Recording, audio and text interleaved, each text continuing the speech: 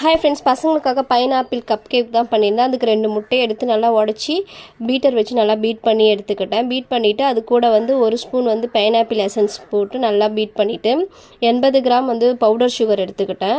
அதை வந்து 2 பேட்சாக போட்டு நல்லா பீட் பண்ணி எடுத்துட்டு அது கூடவே வந்து 65 கிராம் வந்து மைதா எடுத்துருக்கேன், சளிச்சு வச்சுக்கிட்டேன். அது கூட வந்து 1/4 spoon baking powder, 1/4 spoon baking soda போட்டு நல்லா பீட் பண்ணி எடுத்ததுக்கப்புறம் லாஸ்ட்டாக வந்து வாசனை இல்லாத ஆயில் வந்து 30 கிராம் ஆட் பண்ணிக்கிட்டு நல்லா பீட் பண்ணி எடுத்துக்கிட்டேன். இது நல்லா வந்து திக்காக இருக்கணும். 12 பீஸ் வந்து கப் வச்சுட்டு அதில் கொஞ்சம் கொஞ்சமாக போட்டுட்டு ட்ரூட்டி ஃப்ரூட்டி போட்டிருந்தேன். அவனை வந்து 10 மினிட்ஸ் ப்ரீ ஹீட் பண்ணிவிட்டு 40 நிமிஷம் வச்சு எடுத்திருந்தேன். நல்லா ஸ்பாஞ்ச் மாதிரி வந்தது. ஃப்ளேவருக்காக வந்து பைனாப்பிள் எசன்ஸும் ஃபுட் கலர் வந்து எல்லோ கலர் ஆட் பண்ணிக்கினேன். நல்லா இருந்தது, கப் கேக்கு வாசனையாகவும் இருந்தது. வீடியோ பிடிச்சிருந்தா மறக்காமல் லைக் அண்ட் சப்ஸ்கிரைப் பண்ணுங்கள். நெக்ஸ்ட் வீடியோவில் பார்க்கலாம். லாஸ்ட்டாக வந்து ஒரே ஒரு கப் கேக்குக்கு மட்டும் க்ரீம் வச்சு கொஞ்சமாக சாக்லேட் போட்டிருந்தேன். பாய்.